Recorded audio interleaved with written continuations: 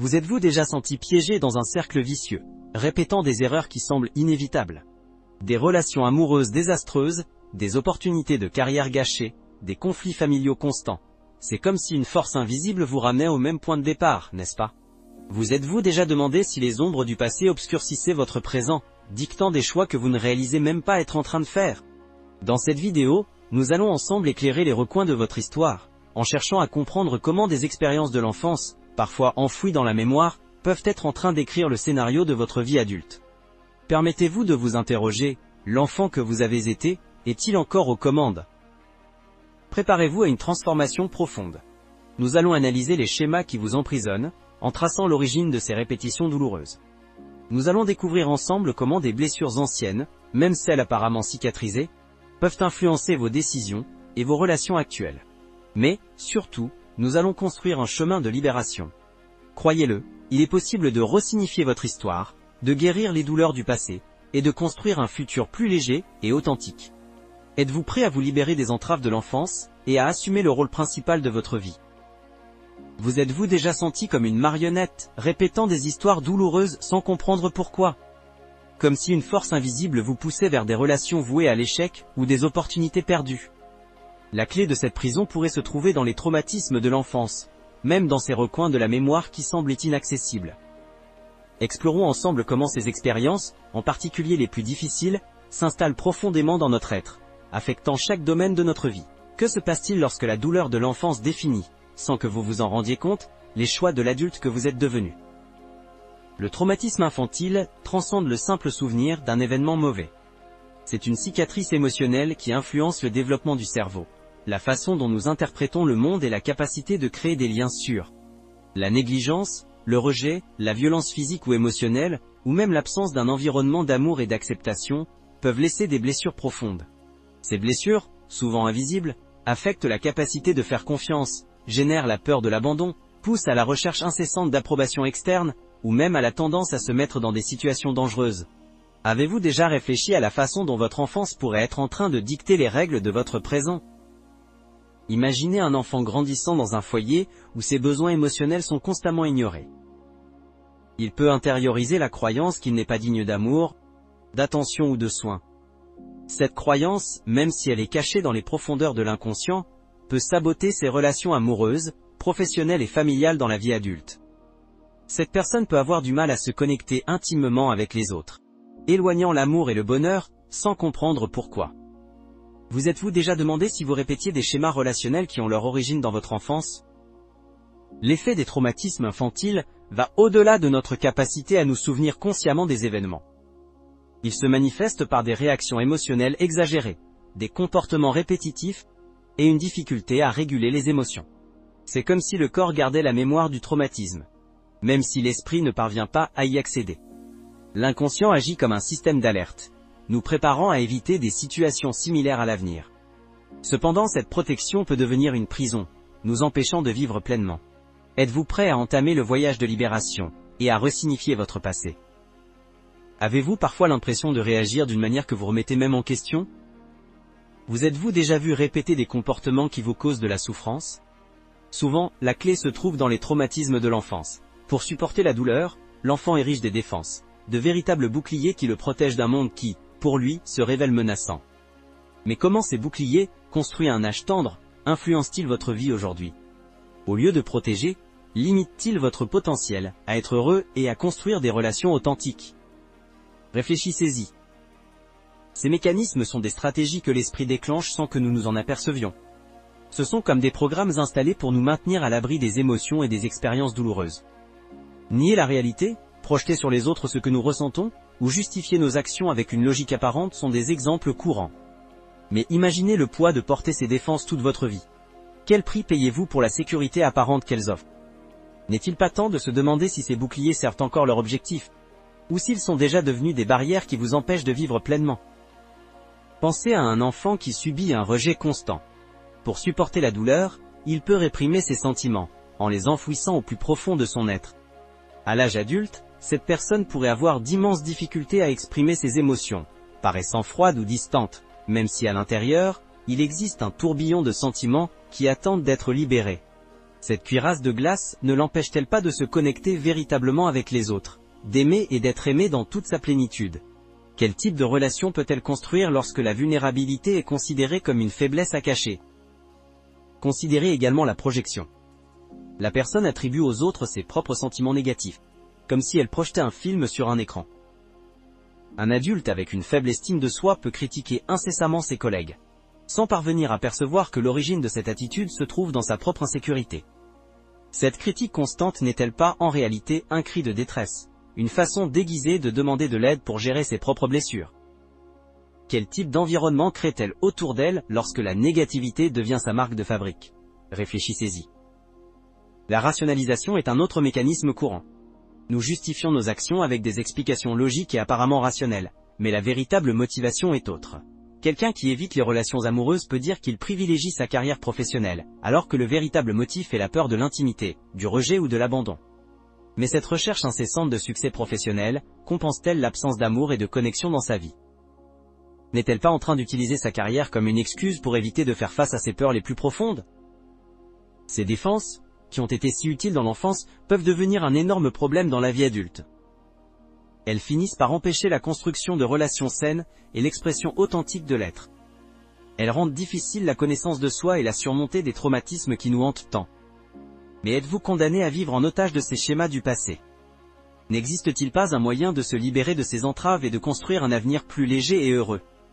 Croyez-le, la réponse est en vous. Identifier ces schémas est la première étape cruciale.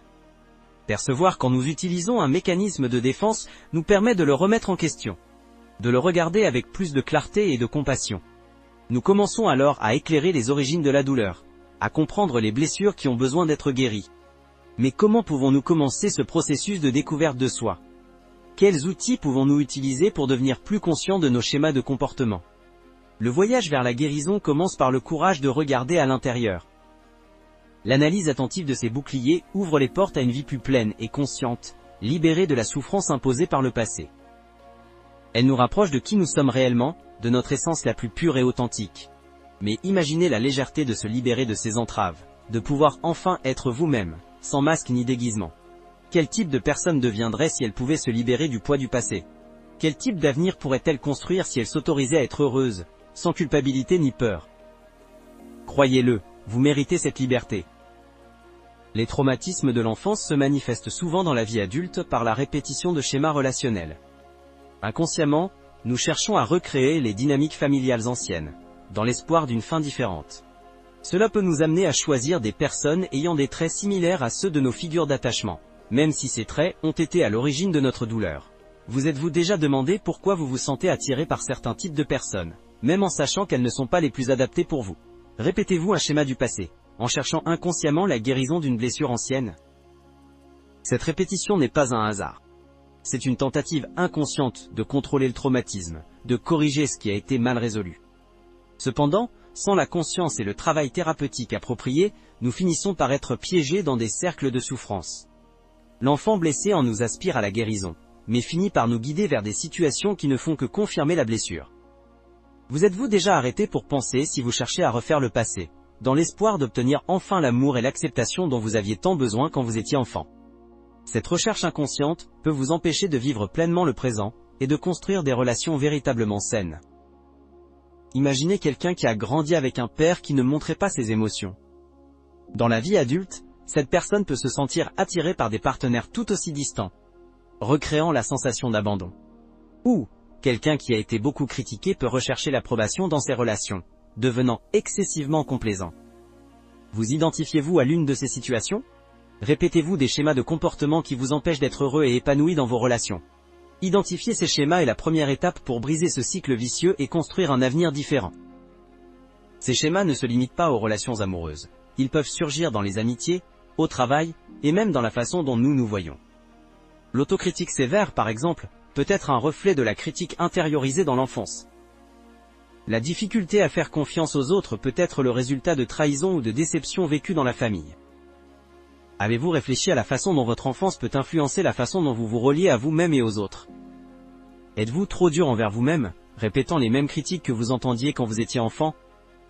Ou avez-vous du mal à faire confiance aux gens, par peur d'être trahi ou déçu comme vous l'avez déjà été dans le passé. Reconnaître ces schémas est la première étape pour interrompre le cycle. Observer les similitudes entre le présent et le passé, identifier les émotions qui se répètent, et remettre en question les choix que nous faisons, sont des attitudes essentielles. La thérapie offre un espace sûr pour examiner ces dynamiques, et construire de nouvelles façons de se relier à soi-même et au monde. Êtes-vous prêt à commencer ce voyage de connaissance de soi et de guérison? Rappelez-vous, vous n'êtes pas seul dans cette marche. Il existe des professionnels et des ressources disponibles, pour vous aider à surmonter les traumatismes du passé, et à construire un avenir plus heureux, et plus sain. Les traumatismes infantiles projettent souvent de longues ombres sur la vie émotionnelle adulte. L'anxiété se manifeste comme un état constant d'alerte, une anticipation persistante de dangers et de menaces, même en l'absence de preuves concrètes. Imaginez vivre chaque jour comme si le sol pouvait céder à tout moment. Cette hypervigilance, cette préparation extrême, est une conséquence directe de l'insécurité et de l'instabilité expérimentées dans l'enfance, un écho de cette époque où la sécurité était un mirage. Comment pouvons-nous prospérer lorsque nos racines ont été plantées dans un sol aride? La recherche incessante de sécurité nous empêche-t-elle de vivre pleinement le présent? La dépression, quant à elle, émerge comme un sentiment profond de désespoir et de manque de but dans la vie. L'enfant qui a subi des traumatismes peut intérioriser la croyance qu'il n'est pas digne d'amour et de soins, absorbant le message qu'il est intrinsèquement défaillant ou indésirable. Cette intériorisation conduit au développement d'une vision négative de soi-même et du monde, un filtre sombre qui colore toutes les expériences. Cette vision pessimiste peut persister dans la vie adulte, nourrissant la dépression, et obscurcissant toute lueur d'espoir ou de joie. Comment pouvons-nous trouver la lumière quand on nous a appris à ne voir que l'obscurité? Méritons-nous l'amour et les soins qui nous ont été refusés dans l'enfance?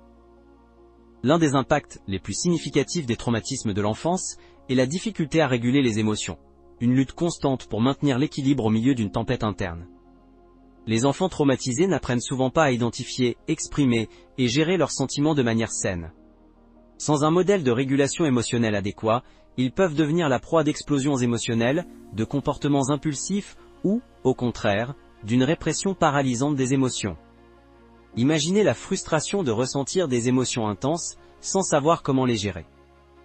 Comment pouvons-nous apprendre à naviguer dans la mer turbulente de nos émotions quand on ne nous a jamais appris à naviguer? Sommes-nous condamnés à répéter les schémas de dérégulation émotionnelle du passé?